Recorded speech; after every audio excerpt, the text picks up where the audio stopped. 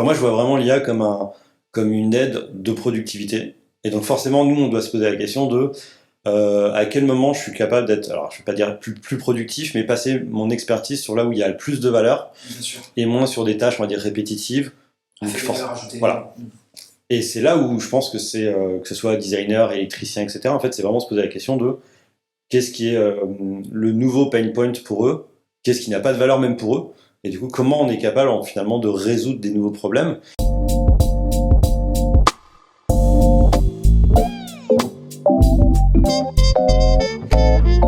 Bonjour à tous, bienvenue dans Product Leader Stories. Product Leader Stories, c'est la web-série qui vient se plonger dans l'univers des plus grands leaders du product management au sein des plus belles organisations françaises. Durant une heure, je vais avoir le plaisir d'interviewer les plus grands leaders du produit qui vont présenter leur vision, leur parcours, leurs enjeux d'aujourd'hui et de demain ainsi que leurs challenges. Je suis Martin Cantonloga, CEO et cofondateur d'Upvisory. Upvisory, c'est une agence conseil spécialisée dans le product management et l'accompagnement produit des grandes organisations. Notre mission, c'est de transformer ces organisations et faire de leurs produits digitaux de véritables succès. J'espère que ces témoignages vous inspireront. Et maintenant, place à l'épisode. Bonjour à tous, Pierrick, merci d'être là. Je vais te laisser évidemment te présenter, mais tu es directeur de l'expérience et du design chez Sonepar, Oui.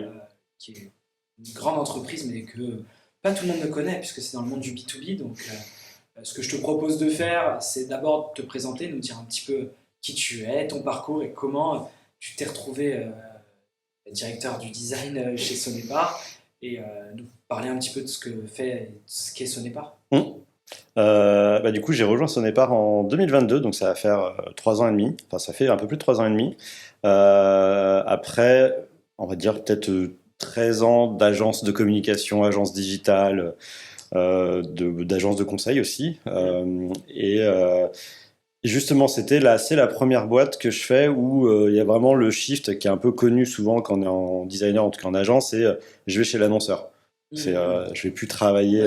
Voilà. J'ai plus plusieurs clients, c'est je suis mon propre client. En tout cas, le client est différent. Hein, finalement, c'est nos utilisateurs finaux.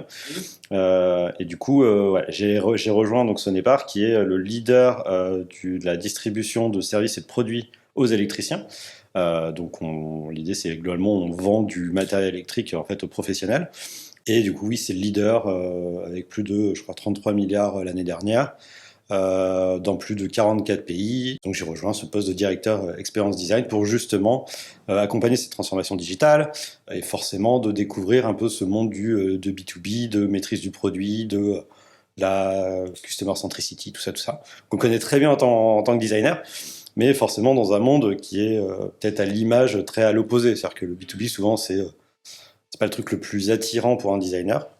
Mais du coup, j'ai fait le pas depuis plus de 3 ans et demi et très content. Et tu vas nous démontrer que c'est super intéressant. C'est super intéressant, évidemment. Chouette. Est-ce que tu peux nous expliquer, justement, je ne sais pas si tu l'as, mais un peu le pourquoi, mais on peut s'en douter, du passage au numérique et au digital dans une entreprise comme ça. Voilà, et comment vous êtes organisé, comment c'est structuré. Je crois que c'est une Digital Factory, Ouais. Tu vas nous expliquer tout ça, comment vous êtes structuré et quelle typologie de produits vous opérez pour qu'on comprenne bien ce que vous faites. Alors forcément, quand on parle de digital, bon, on pense tous au site web, site vitrine, etc. Hein, donc évidemment c'est ça, mais pas que. En gros, Sonepar a entamé ce qu'on appelle du coup une transformation digitale, typiquement parce que avant c'était des marques dans plein de pays. Parfois qui s'appellent pas forcément Sonepar directement. En Belgique, on a CBO, aux Pays-Bas, on a Technisch Uni, etc. Du coup, ils se sont dit, comment en fait on peut faire en sorte que, au lieu d'avoir finalement je sais pas, je dis n'importe quoi, genre 50 marques différentes, on a 50 expériences différentes. Justement, l'idée c'est d'unifier cette expérience-là, que ce soit l'expérience évidemment site en ligne, mais aussi potentiellement le delivery, l'expérience forcément aussi en comment ça s'appelle, en entrepôt, Ouais. en fait, parce que du coup on maîtrise tout. Toute la chaîne logistique, l'expérience aussi employé. Pour s'assurer que finalement, en fait, on a la productivité, on est capable de vendre le produit le plus efficacement possible, et on est capable de le livrer le plus efficacement possible. Et ça, du coup, c'est une transformation digitale qui a commencé en 2020, Donc ça fait un peu plus de 5 ans du coup qu'elle a commencé. Moi je l'ai pris on va dire un peu en cours.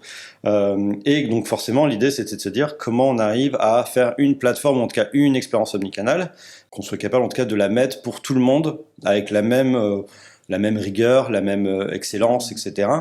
Et éviter d'avoir juste, en fait chaque marque fait un peu ce qu'elle veut, mais c'est vraiment d'unifier. Et donc voilà, c'est vraiment ce truc-là d'uniformisation de l'expérience omnicanal au sein du groupe Sonepar et au sein de toutes les marques dans des cultures forcément un peu différentes. Ok, du coup, vous avez autant des produits pour les salariés, comme tu le disais, pour améliorer soit leur productivité, soit leur efficacité au travail, soit les digitaliser tout simplement. Ouais, après, l'idée, c'est vraiment de construire un écosystème d'applications, enfin de services, d'interfaces, peu importe comment on a envie de le dire, mais c'est vraiment... alors évidemment, ça s'est pas fait tout d'un coup. On n'a pas fait toutes les interfaces possibles, mais on a commencé forcément par le site web qui est connu. On va sur sonepar.fr, c'est le nouveau site. Voilà, site e-commerce classique où forcément, si j'ai un compte, je peux gérer mes commandes, mes facturations, mes devis, etc. Il y a toute une partie aussi commerciale. Donc en fait, les commerciaux, en fait, comment ils arrivent à gérer les devis de l'autre côté. En fait, c'est vraiment les deux faces d'une même pièce. Et après, évidemment, il va y avoir d'autres services. On a sorti une application. En tout cas, on a ressorti une application, on l'a refondue, qui est maintenant disponible aussi pour Sonepar, pour CBO en Belgique, pour Technician, etc. Après, l'idée, demain, c'est qu'on va faire grossir cet écosystème-là, toujours basé, donc c'est aussi un truc qu'on a fait, c'est sur le même design system. C'est un design system omnicanal qui nous permet justement d'unifier toutes les interfaces et de créer aussi cette expérience de marque. Et pas de se dire que j'ai pris le site web, j'ai pris une solution préfaite pour le site web, mais j'ai pris une solution préfaite pour le mobile. En fait, tu vas te faire, mais en fait, ça ressemble, mais sans être exactement le même. Là, c'est vraiment un design system unifié. Ouais, vous voulez vraiment une expérience unifiée pour tous les produits. Pour tout le monde. Voilà. Ok, très clair. Et du coup, la place du design dans tout ça, ton organisation, l'organisation de ton pôle design, combien de personnes, quelles spécificités, à quel point les gens sont spécialisés ou non, est-ce que vous travaillez avec les products, est-ce qu'il y a un designer pour un product manager ou pas Alors c'est pas révolutionnaire, je veux dire. On est parti sur du safe, classique, donc c'est de l'agile à l'échelle évidemment. Après, c'est quelle taille à peu près les équipes On est, je crois, plus de 250, un truc comme ça. Donc ça mérite. C'est une bonne digital factory. Non, ce qui était intéressant, c'est que moi, quand j'ai rejoint Sonepar, la partie, on va dire, design était beaucoup plus sur, on va dire, le cliché du on livre des mock-ups. Voilà, c'est il y a un ticket, il faut faire cette feature-là, ou il faut changer ça. Voilà, on crache de la maquette. Forcément aussi parce qu'il fallait livrer des choses, donc c'était le bon moment. Moi, quand je suis arrivé, j'ai voulu un peu orienter, ou en tout cas, ce qui était aussi très intéressant, c'est en fait quand je suis arrivé, en fait, on m'a pas dit c'est comme ça qu'on est structuré. Faut que tu respectes. En fait, on m'a dit comment tu veux être structuré, comment tu veux structurer ton équipe, qui est quand même un peu une chance, j'ai envie de dire, parce que quand on est designer et qu'on te dit fais comme tu veux, c'est chouette parce que du coup il y a vraiment cette expertise là et ce respect de cette expertise en tant que designer. Du coup moi j'ai plutôt orienté sur on va dire trois verticales. En tout cas là où on en est, mais c'était un long chemin au bout de 3 ans et demi. Mais en fait on a une vraie verticale qui est vraiment cette ce que j'appelle plutôt genre un peu la recherche utilisateur, mais je veux pas l'appeler recherche utilisateur. Moi, ce que je veux l'appeler, c'est plutôt genre l'omnicanalité, mais en fait la connaissance de l'omnicanalité. Souvent, je fais l'omnichannel experience ou intelligence, un truc comme ça, qui fait un peu cool quand on a envie de le dire, mais globalement, c'est juste dire que j'ai une équipe de researchers qui sont capables, en tout cas, de aussi d'éduquer les marques en local. Sur comment tu fais de la recherche, comment tu récupères de l'insight, comment tu te poses les bonnes questions, comment tu évites les biais, etc. Donc c'est vraiment cette culture de la customer centricity, globalement, qu'on essaie de faire avec cette équipe-là. J'ai une deuxième équipe qui est, on va dire, plutôt maintenant des product designers. D'accord. Avant, on était UX/UI. Ouais. Je l'ai un peu changé, parce que forcément, avec un design system, j'ai envie de dire, le gap entre un UX qui va utiliser le design system et après le UI qui va arriver derrière. Forcément, c'est pas le même regard, mais le gap, on fait pas un truc très créatif, etc. Oui. Donc forcément, le langage, il est fait. Le langage, il est là. Un bouton, c'est un bouton, etc. En plus, là, on travaille aussi beaucoup avec des composants préfaits. Okay. Donc c'est-à-dire qu'à un moment, une product card, c'est une product card. Je vais pas la refaire. Du coup, l'idée, c'est de d'adapter vraiment un header de page, on a fait une logique de composants et du coup maintenant tout le monde utilise le même. Voilà, donc c'est vraiment suivre tout ça. Donc maintenant on est plutôt passé sur du product design et c'est aussi cette volonté de pousser le designer en fait à être moins sur de l'exécution qui pouvait avoir même si c'est pas lié souvent à cette orientation UX UI, mais un peu le biais, comme tu disais. Voilà, il y a souvent le UX il va être un peu plus là sur la connaissance client et le UI en fait il va récupérer une maquette. Enfin, ça peut être un peu compliqué. Qu'est-ce que je veux faire, qu'est-ce que je peux pas faire, etc. Et souvent on avait vu que le UI était plus proche de la contrainte technique et l'UX beaucoup plus proche du besoin business. Là on s'est dit en fait on n'est pas les seuls à l'avoir fait non plus le product design. Voilà. Donc c'est une personne qui a les enjeux business et forcément qui a aussi des contraintes techniques et qui fait que il y a qu'une personne. Donc il est responsable. Et du coup donc vraiment on a vraiment shifté de UX UI à product design pour que le product designer aussi et du coup ait vraiment la connaissance business. C'est quoi l'enjeu business, c'est quoi les besoins business et c'est quoi les contraintes techniques pour vraiment avoir l'entre-deux. Et forcément on a un design system. Du coup c'est quand même vachement plus simple pour concevoir. Et c'est aussi cette réflexion qu'on a du métier, c'est que la place du design, un peu pour remonter aussi la question, c'est qu'en fait, on veut pas être des exécutants, on veut être aussi, en fait, on veut être au cœur de la stratégie et des décisions stratégiques. Donc forcément, moins tu passes de temps à réfléchir où est-ce que tu poses le bouton, plus tu vas te poser la question sur, en fait, c'est quoi les informations, qu'est-ce que j'ai envie de poser comme question finalement à l'utilisateur, qu'est-ce qu'il doit faire, est-ce que c'est assez clair, etc. Et du coup, tu vas beaucoup plus vite et tu passes beaucoup plus de temps sur ta stratégie que sur où est-ce que je mets le bouton. Et forcément, ça accompagne aussi cette transformation aussi digitale et du design au sein de son départ. Et la troisième partie, qui est, on va dire, un peu plus récente, c'est une bataille, ce que j'appelle un peu, c'est une conquête de territoire, entre guillemets. C'est que le design, moi, je le voyais pas comme étant, faut juste livrer d'une interface. Moi, j'ai voulu l'amener qu'en fait, quand on parle de design system, forcément, tu as plusieurs couches. Et en fait, quand tu commences à un peu extrapoler ou en tout cas prendre du recul, tu essaies de dire, ok, mais en fait, le design system, c'est aussi une incarnation de la marque. Donc en fait, l'incarnation de la marque, c'est comment je suis capable d'incarner la marque de manière cohérente sur tous les points de contact. Donc quand on parle de tous les points de contact, c'est forcément une affiche que tu vas avoir en boutique, que tu vas aller sur le site, tu vas recevoir un email, en fait, tu te dis, en fait, tout est cohérent. Et donc forcément, tous ces assets graphiques aussi, l'idée c'est qu'on les intègre dans un genre de asset système pour qu'en fait, on soit toujours pareil. Donc on a commencé à retravailler sur des assets où forcément, c'est quel type on utilise, quel fond on utilise, quelle icône on utilise. En fait, on a refait nos icônes à nous. Et du coup, ils sont utilisables par n'importe quelle marque, dans n'importe quel pays. Du coup, là, vous travaillez presque plus avec le marketing, c'est presque... on travaille vraiment étroitement, parce qu'en fait, c'est pas nous qui possédons la marque, techniquement. C'est-à-dire qu'il y a une équipe marketing et com, une équipe de la communication et de la marque. Et du coup, nous, on travaille avec eux pour dire, ok, voilà, eux, ils sont responsables de comment la marque s'exprime, et nous, on est plutôt, sur c'est quoi les clés de langage de la marque, et nous c'est voilà, on va les traduire comme ça, on les fait valider évidemment, mais en fait l'idée c'est vraiment de systématiser tout. Là par exemple on est en train de travailler sur un motion kit parce qu'en fait il n'y avait pas de guideline vidéo, et en fait toutes les vidéos de ce départ étaient faites par des agences, mais pas forcément exactement pareil, c'est-à-dire que les transitions n'étaient pas exactement les mêmes, la taille du logo va être peut-être un peu différent, etc., et là en fait l'idée c'est d'uniformiser tout, d'avoir vraiment un système de template, et en fait on livre. Et donc en fait cette partie-là, en fait pour moi elle est vraiment intéressante parce que c'est pareil, c'est que ça dit que le design et le design system, on n'est pas juste là pour livrer de l'interface, on est là pour incarner la marque de manière 360. Et donc c'était un challenge, ça se fait petit à petit, c'est par les contacts, par des preuves, c'est cool, on peut vous aider là-dessus, etc. Ou par des trous finalement dans les guidelines. Mais petit à petit, en fait, on essaye vraiment d'incarner cette omnicanalité-là par le design. Et est-ce que vous allez jusqu'à l'UX Writing Alors pas encore, on aimerait. Enfin, en tout cas, moi, j'aimerais personnellement. C'est un peu la step.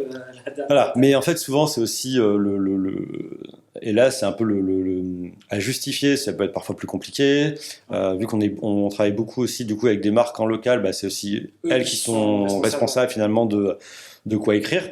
C'est aussi très technique. Donc en fait, il y a beaucoup de problématiques autour qui fait qu'on parle pas juste à un client, on va dire, à monsieur et madame tout le monde, mais beaucoup plus à, ok, c'est un électricien, donc il y a peut-être des langages qu'il faut respecter, etc.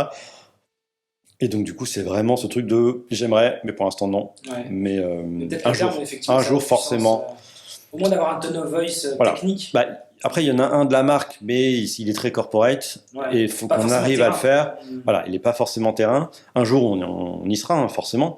Mais oui, j'aimerais, mais on n'y est pas encore. Ok, intéressant. Si je résume sur la première partie, sur tout ce qui était UX Research et ce que tu disais, parce que c'était un de nos sujets aussi, de évangéliser, partager une vision centrée utilisateur en décentralisé quoi, sur le terrain et auprès des marques et auprès des pays. Comment tu diffuses cette culture-là, qui n'est pas forcément une culture, je pense, de base d'un acteur traditionnel, dans un domaine traditionnel, très axé en plus B2B. Bah, je pense que pour moi, c'est déjà, il faut que l'entreprise, enfin pour moi, la Digital Factory qu'on a créée, forcément, on attend à ce que, enfin pour moi, c'est la logique de tout ce qu'on fait, il faut que ça serve. Le principe à la base, c'est la satisfaction client et surtout le chiffre d'affaires. Forcément, pour satisfaire le client, il faut que tu t'assures déjà qu'il soit content. Et du coup, tout ce que tu fais, en fait, est dans un objectif de le satisfaire, lui améliorer la vie, en tout cas résoudre des soucis qu'il a. Et donc forcément, pour savoir, tu es obligé de se dire, oui, mais en fait, c'est quoi ses soucis? Et est-ce que du coup, il est content? C'est quoi son problème? Comment il vit actuellement, etc. Et donc forcément, je pense qu'il y a aussi une culture chez Sonepar qui est, majoritairement, c'est des commerciaux. Enfin, en tout cas, je ne vais pas dire majoritairement, mais en tout cas, il y a des commerciaux qui sont en contact client. Et finalement, les commerciaux, c'était presque les premiers personnes à incarner, en tout cas, cette customer centricity, sans forcément mettre les mots, mais les gens, ils sont au quotidien, les gens, ils râlent en disant, il y a ça qui ne marche pas. Ah bon, ok, je vais remonter pour dire, ok, il faut corriger ça. Par contre, évidemment, c'était pas, il n'y avait pas la méthodologie, ou en tout cas, il y avait pas, on n'évitait pas les biais, on n'avait pas aussi cette remontée. C'est-à-dire que si à un moment, tu as 10 marques qui te disent la même chose, ok, ça commence à devenir un insight. Et si tu as une personne qui râle, tu dis, bon, en fait, il est où le souci? Est-ce que c'était un bug? Est-ce que en fait, c'est pertinent? Et en fait, nous, on essaie de leur éduquer en disant, oui, en fait, vous voyez qu'en fait, il faut aller plus loin, faut creuser, parce qu'en fait, une personne qui râle, ça peut cacher en fait un autre problème. La racine est peut-être plus loin. Voilà, là, c'est un peu sous ça. C'est pas en mode, le truc, il marche pas. En fait, c'est pas vraiment un insight qui marche pas. Bon, mais par contre, c'est dire, en fait, ça correspond pas parce qu'en fait, moi, il me manque cette information. Oui, mais pourquoi il te manque cette information? Parce qu'en fait, je travaille comme ça, etc. Ah, ok, donc là, ça commence à être pertinent. Et en fait, là, l'idée, c'est de les accompagner sur d'éviter les biais, d'avoir des protocoles, de comment on pose les bonnes questions, etc. Pour qu'en fait, des choses qu'ils avaient déjà en eux, finalement, d'avoir cette curiosité, de cette satisfaction client, en fait, on la transforme en insight pour que ça serve en fait tout le monde. Vous voulez professionnaliser un petit peu. Voilà. La culture, le terreau était déjà là, mais c'est comment. Et ça change aussi forcément aussi la posture du user researcher, parce qu'en fait, il n'est pas là pour dire il y a un problème, en fait, je vais investiguer. Il y a un problème, en fait, je suis là pour accompagner les gens qui sont directement sur le terrain pour pouvoir investiguer. Et moi, en fait, je suis capable en fait d'être plutôt sur un genre de lead ou de mentor de cette expertise-là. Et donc, forcément, ça change aussi cette posture. En fait, on n'est plus là pour dire c'est moi qui vais devoir le faire. Mais plutôt en mode je te donne les clés pour pouvoir faire de la recherche. Et forcément, ça pose des questions toujours de se dire en fait, est-ce que c'est ça mon métier? Est-ce que j'ai envie de faire ça? Où est-ce que ça amène? Oui, tu peux avoir des gens qui sont moins intéressés par ça que par le faire eux-mêmes. Et du coup, puis on est beaucoup plus aussi presque sur de la transmission, sur l'éducation, sur l'accompagnement, et moins sur j'ai envie de le faire. Ouais, c'est presque du coaching. Voilà. Et là-dessus, de cette pratique, est-ce que tu en tires des...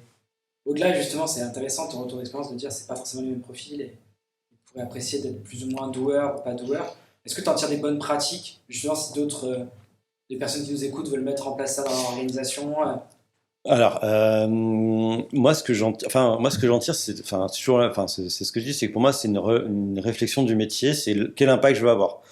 C'est comme avec le designer, c'est en fait, si ton impact, c'est je veux faire une interface cool, je veux qu'elle réponde aux besoins, qu'elle soit claire, etc. Forcément, ton degré d'évolution, il va être un peu limité, parce qu'en fait, tu vas vouloir faire.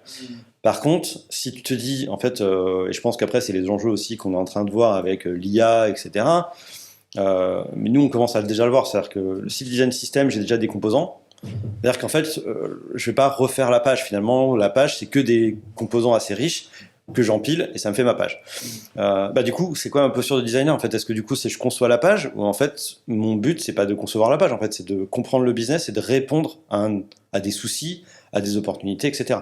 Et en fait, on me donne juste les outils pour pouvoir le faire. Et je pense que c'est la même réflexion. Alors évidemment, c'est pas dans la même direction, mais c'est passer du doueur à finalement être plus sur de l'influence et façonner aussi une manière de faire. Et c'est là où je pense que la transformation digitale est intéressante parce que on transforme les gens, on transforme leur métier, on transforme leur quotidien en se disant voilà, on doit être customer-centric, et voici les clés pour le faire. Et en fait, je suis moins un doueur, mais je suis beaucoup plus un accompagnant, un influenceur, entre guillemets, au sein de l'entreprise. Et moi, je trouve ça intéressant en tant que designer, parce que finalement, ce qu'on a envie, c'est d'avoir un impact. Et l'impact, il n'est pas que en faisant des choses directement nous-mêmes, mais c'est aussi en changeant la mentalité des autres, ou en tout cas les renforçant, parce que c'est pas comme si ils étaient contre tout ça. Et je pense que c'est là où c'est hyper intéressant, c'est qu'est-ce que je veux faire, comment je veux le faire et c'est quoi mon impact final. Moi, mon impact final, quand on fait de la recherche, c'est pas qu'on est capable de dire, regardez, on a fait 10 recherches utilisateurs dans le mois, c'est de dire, regardez, en fait, on a je sais pas, 44 pays, les 44 pays sont capables de nous remonter des données terrain, qualifiées, en évitant des biais, et c'est là où je trouve que c'est presque là où c'est presque le plus satisfaisant finalement. T'es pas juste en train de faire un truc, c'est t'influences, et voilà. Et justement, ma question, c'est quand tu fais travailler des parties prenantes comme ça du terrain, métier, je trouve ça super intéressant, mais c'est pas le design n'est pas leur métier premier. À quel point tu es rigoriste, tu suis une méthodo pour les guideliner, ou est-ce que déjà tu t'adaptes, ou au contraire, tu dis c'est mieux, ils préfèrent l'informel, faut les prendre par la main, faut pas trop les mettre dans un cadre parce qu'ils seraient résistants à ça? À propos de quoi? Genre de la recherche ou du design ou... Ouais, plus de la recherche dans ces cas-là, là, si t'es plutôt... la recherche pour moi, c'est forcément, il y a des protocoles, il y a des process à suivre. Mais l'idée, voilà, l'idée c'est on fait des formations, donc on a créé une formation pour pouvoir les faire. Voilà, on les forme. Il y a des quiz, il y a des fiches pratiques sur finalement comment poser une vraie question, comment éviter les biais, etc., etc. Et en fait, après, évidemment, l'idée c'est que c'est un peu comme quand nous on a pu apprendre le design, c'est qu'en fait on te dit pas maintenant t'as la théorie, maintenant vas-y fais. C'est ok, tu vas te faire sur un petit truc, un petit exercice, tu vas le faire, ok c'est bien, maintenant on va aller plus loin, plus loin, plus loin.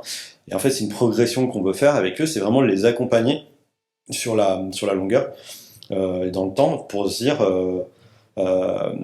demain ils vont pas être user researcher. Par contre peut-être que dans 1 an, 2 ans, etc. il y a des gens qui vont se dire en fait je trouve ça hyper cool. Et en fait, j'ai envie de l'être, de faire que ça, par exemple. Et du coup, c'est comme ça que tu changes aussi par l'interne des vocations, des choses comme ça. C'est une stratégie. Voilà. Et après, tu peux avoir des gens qui disent, non, mais en fait, moi, je suis responsable digital ou moi, je bosse sur ce truc-là. Par contre, c'est cool parce que ça me fait une corde de plus à mon arc. Une corde de plus, évidemment. Et mon influence, elle est pareille. C'est qu'elle n'est pas juste, je fais de la recherche pour mon site, c'est je fais de la recherche pour un groupe, pour une transformation digitale. Et c'est aussi ça que moi, je trouve ça hyper intéressant d'influencer, entre guillemets, en tout cas d'accompagner des gens qui va au-delà de leur quotidien ou de leur entreprise directe, parce que forcément, si tu es capable, même si tu es en Italie et que tu fais ta recherche, mais qu'en fait, t'as commencé tu contribues à un effort qui est vachement plus grand, je trouve que idéologiquement, c'est quand même hyper intéressant, quoi. C'est vraiment... Ouais, c'est chouette. Ok, super clair.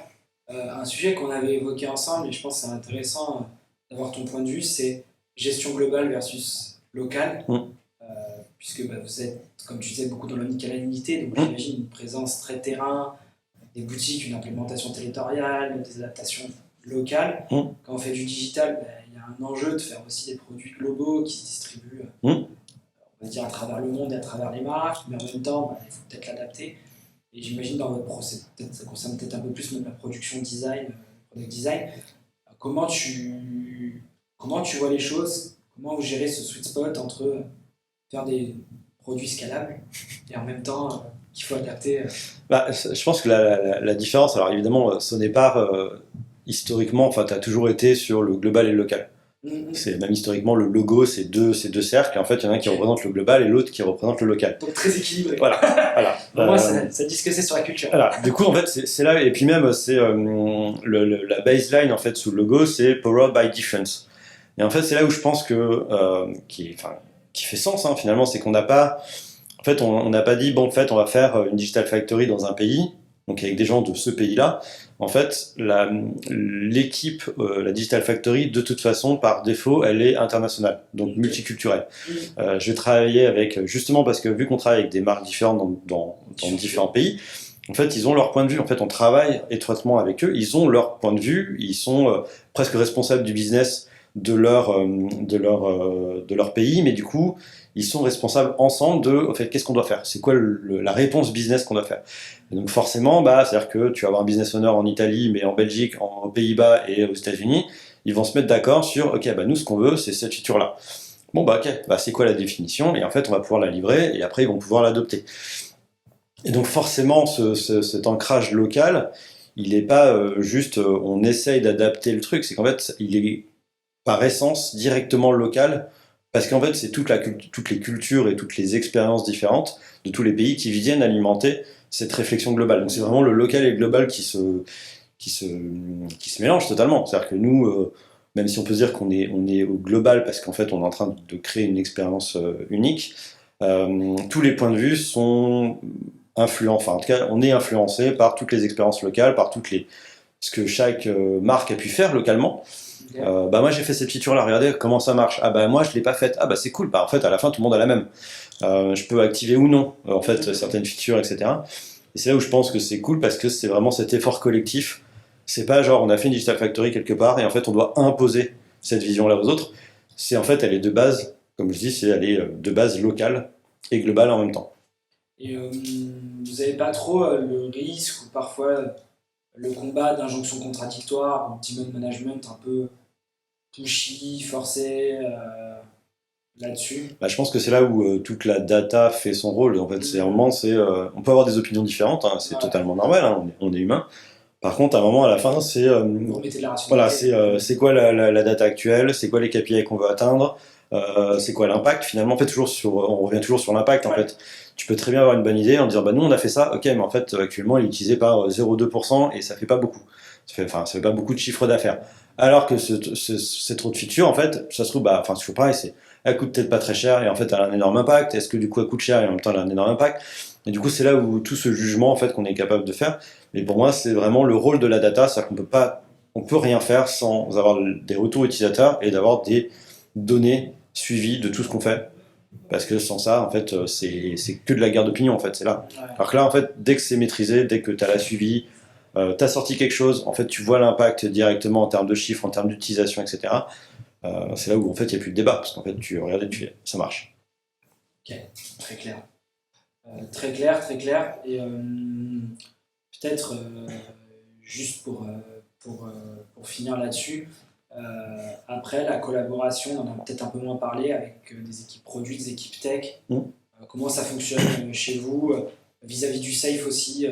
Comment vous gérez à la fois les phases de delivery, les phases de discovery? Après, alors, le safe, c'est toujours sur des PI, des sprints, etc. Donc on livre. Donc évidemment, il y a toutes les procédures de...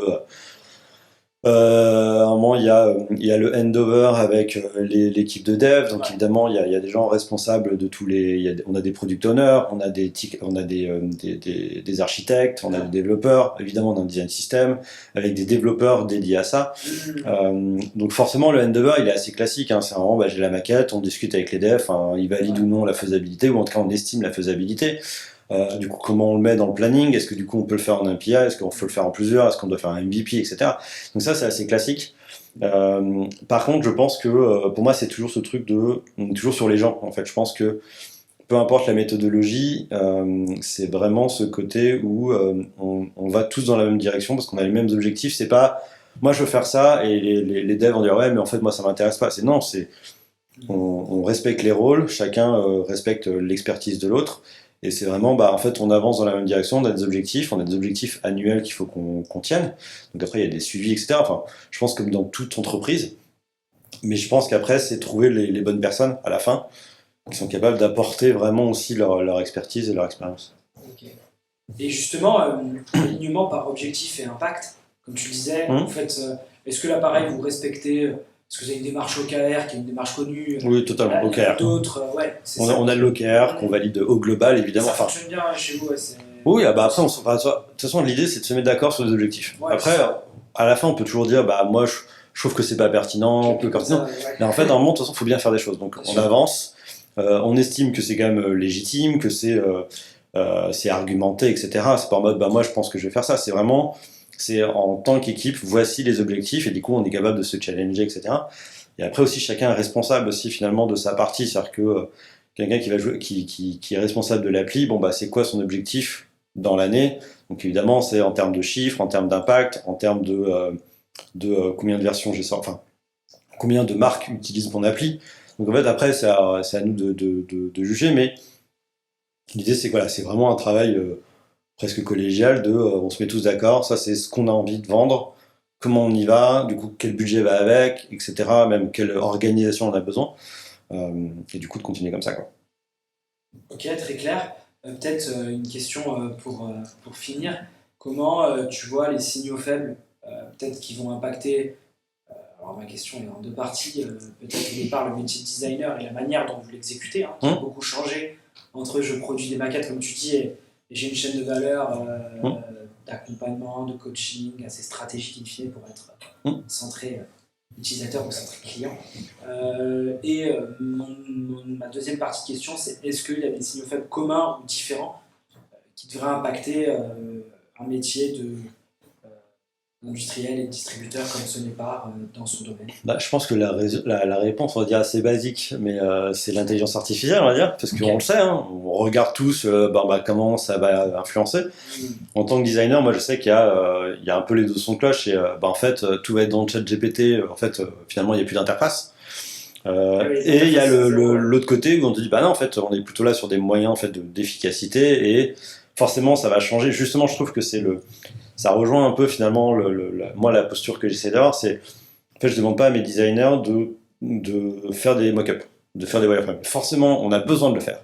Par contre demain c'est si j'ai un design system, si j'ai des composants qui sont déjà là, que j'ai toute la donnée qui existe, parce que du coup forcément on utilise Content Square, Google Analytics, etc. Si je suis capable d'avoir toutes ces données là facilement, et en tout cas de les digérer plus facilement, en gros au lieu de passer une heure à essayer de comprendre le parcours, c'est quoi les problèmes, etc. Et en fait, j'ai déjà peut-être une IA qui me dit bon, bah, globalement, les grands challenges actuellement, c'est ça et ça et ça. Genre, bah, t'as un drop au niveau du carte, parce que du coup, il y a ça qui pose problème. En fait, je peux me poser la question en fait, c'est quoi la stratégie que je vais mettre en place? Et moi, je le vois beaucoup plus sur si j'ai tous les composants qui sont déjà faits. En fait, l'IA peut très bien concevoir à ma place. Mais parce que mon rôle, c'est pas de concevoir une interface. Mon rôle, c'est de concevoir une expérience, de concevoir même un langage. En fait, c'est quoi le langage de l'expérience de son départ? Moi, c'est là où je veux les pousser. C'est vraiment si demain 90% des blocs qu'on utilise existent déjà et en fait, tu fais que des Lego. Moi, ça me va très bien parce qu'en fait, moi, à la fin, ils vont passer plus de temps à comprendre la stratégie, comprendre les gens, potentiellement même parfois aller plus sur le terrain, s'assurer que l'omnicanalité est cohérente, etc., etc. Et moins sur ok, bon, en fait je vais faire je sais pas moi, faut que je crée une nouvelle page. Bon bah en fait voilà, tu vas passer 2 jours à faire une page alors qu'en fait à la fin bah tu reprends tous les composants, le truc il est déjà fait, voire même tu peux demander finalement à l'IA de le faire. Et je pense que c'est plutôt là où j'essaie presque d'être en avance entre guillemets, c'est-à-dire que créer ce design system là et ces composants là, ça nous permet justement demain d'utiliser l'IA comme étant un vrai outil d'aide de conception, d'aller plus vite, et même se poser la question en fait, si demain j'ai déjà tous ces composants, n'importe qui peut aussi, il y a une marque, je dis n'importe quoi, nous on a Sonepar en Italie qui décide, bah moi j'ai envie de faire une expérience en boutique. Actuellement, on s'en va, ok, bah du coup il faut un PM, il faut une équipe de dev, etc., etc. Demain il peut très bien dire, bah en fait non, l'IA a déjà accès au code, a déjà accès aux composants, etc. En fait je peux très bien dire, bah en fait je veux juste une page avec les produits. En fait il utilise tous les composants qu'on a déjà. Et en fait, bah, toi, nous, on est plus là en mode, ok, est-ce que ça marche? Est-ce que